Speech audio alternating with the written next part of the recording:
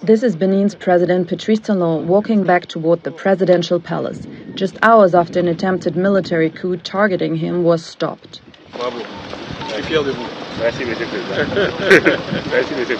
After his return, he condemned the failed coup, telling the nation in a TV address that the situation was under control after gunfire was heard in parts of the capital Cotonou, and that this treachery will not go unpunished.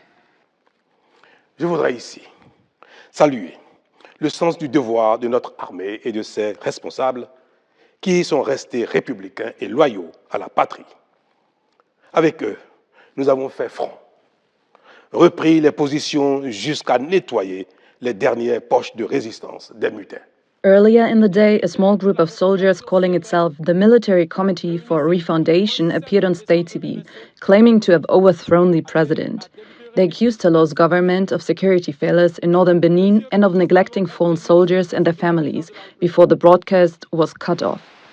State officials say about a dozen arrests were made and standby troops from neighboring countries had been deployed. Witnesses say normality soon returned after the initial shock in a country shaped by coups and attempted coups since gaining independence from France in 1960.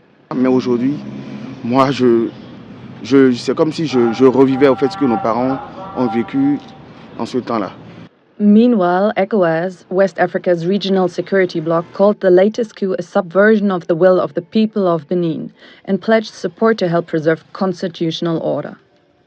The 67-year-old president is due to hand over power in April next year after 10 years in office, marked by strong economic growth but also a rise in jihadist violence in the north.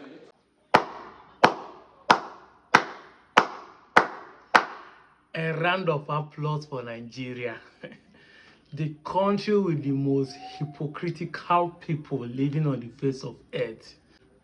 A geopolitical zone combined together to destabilize the whole of Africa. I'm the one saying it.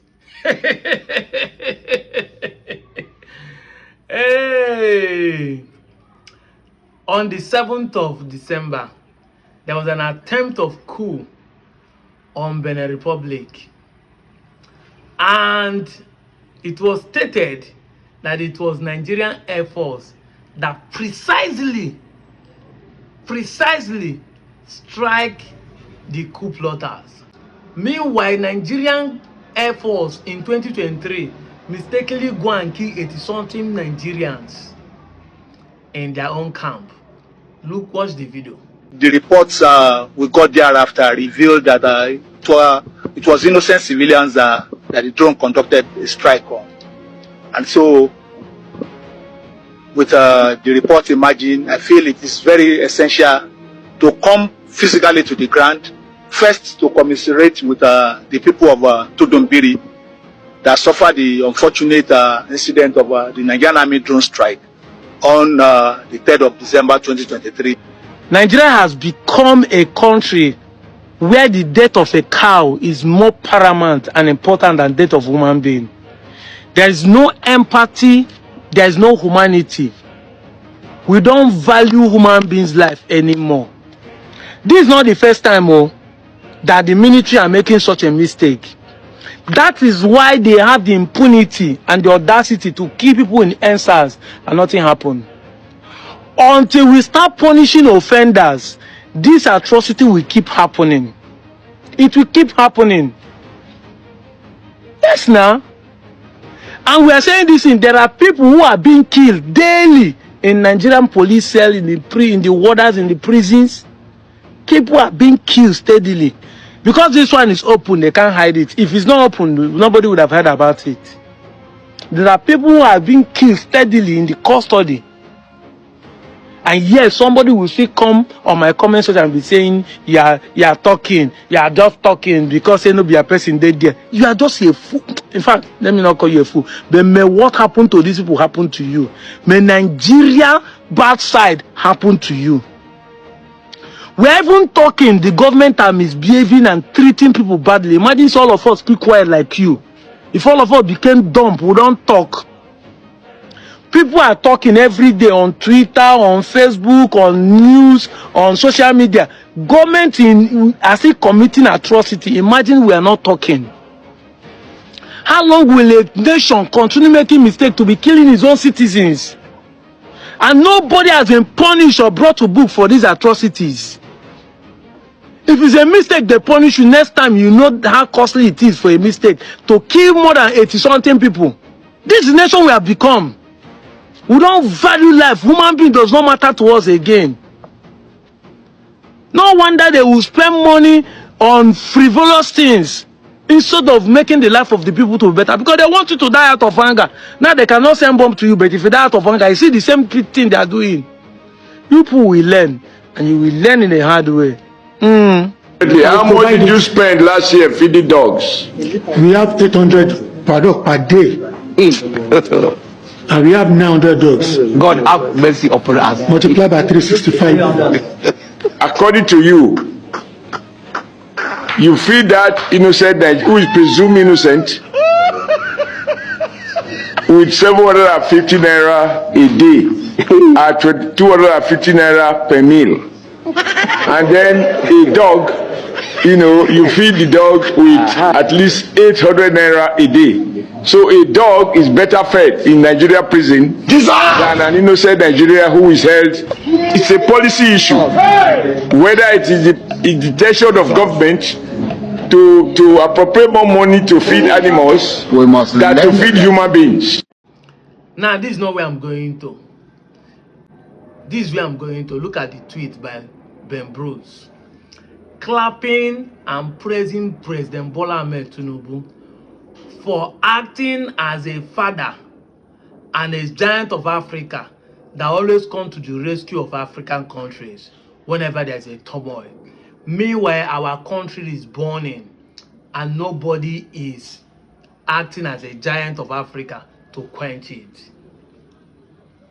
Or have orderly bonye obunki bena bayare. It will be in your house, but other people will go to talk. This is the same thing that is happening inside Nigeria. Everybody will carry Igbo people for mouth, but nobody they talk about their own problem in their own region and in their own tribe. Nigeria will leave their problem and decide to solve other people's problem. Hypocrites of the highest order. That is why I'm clapping for you people. Nigeria is not giant of Africa. They want to intervene when it is Mali. They want to intervene when it's Burkina Faso. They want to intervene when it's Niger. Now they have succeeded to intervene when it's Benin Republic. But in their own house, they are not intervening to wipe out terrorists. Nigeria is a sovereign nation. A few months ago, they were protesting. We don't want America to intervene. We are a sovereign nation. Benin Republic, now where to be? Oh, they call for you people's help. But other people should not come and help Nigeria.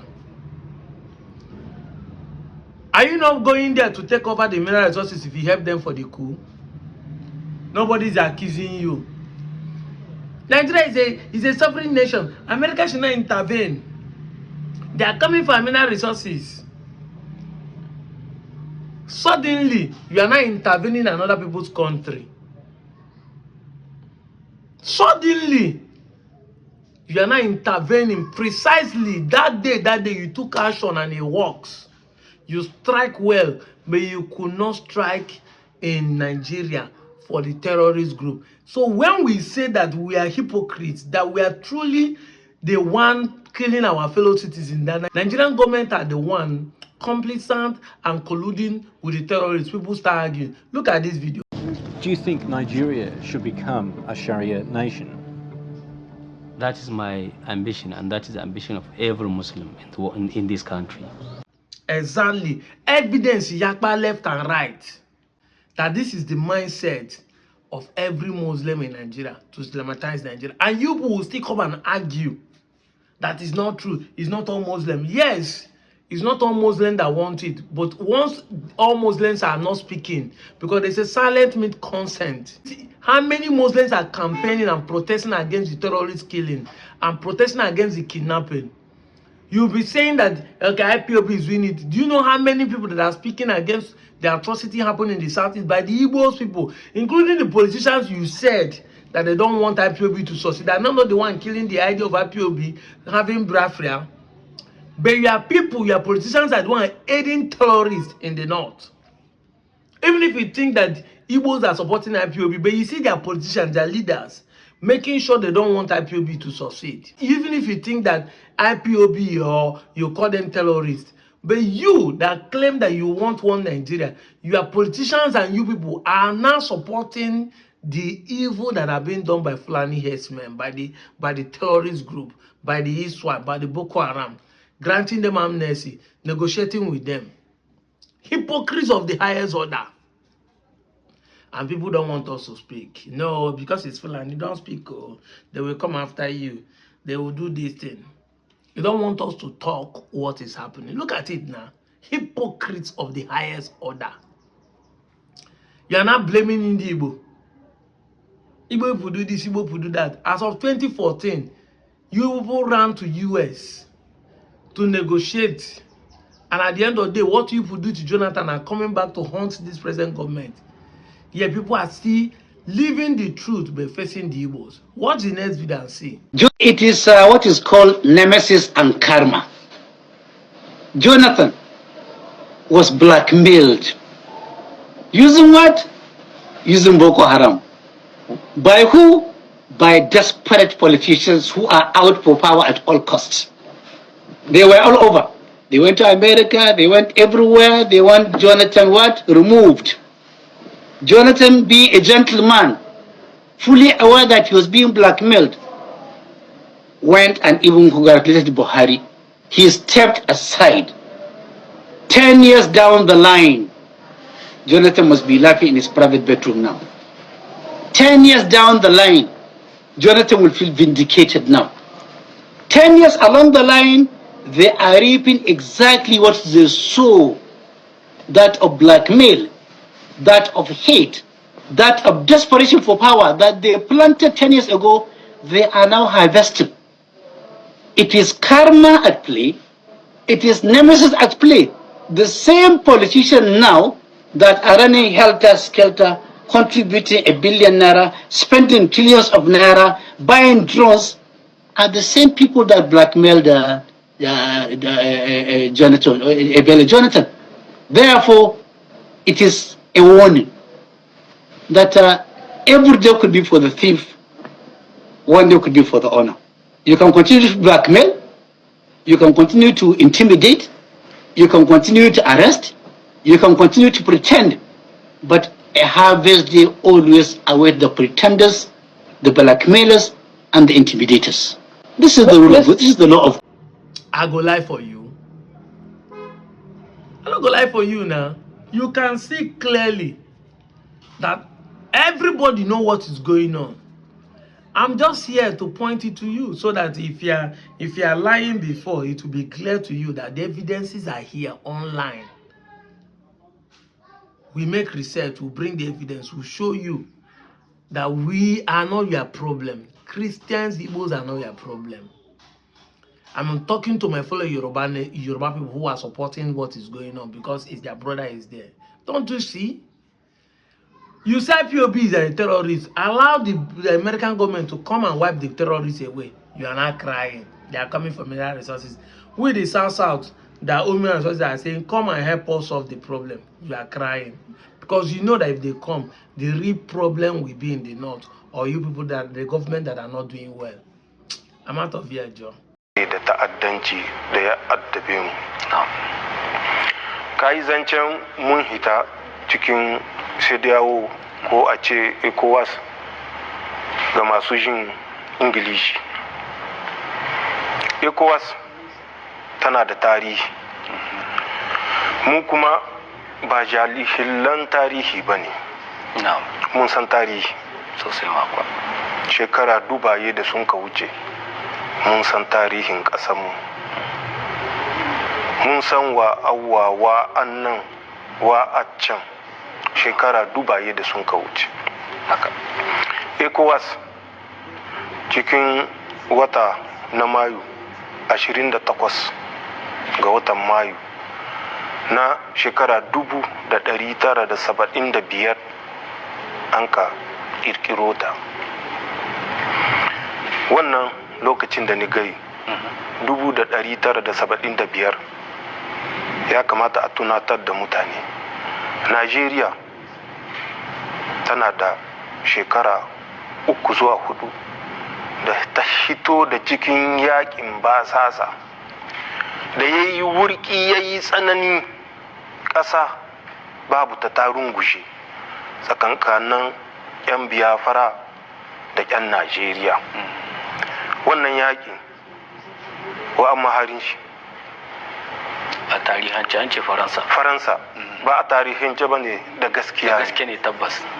De Gaulle da Fokar su sun ka kirkiro wannan kuma menene dalili mai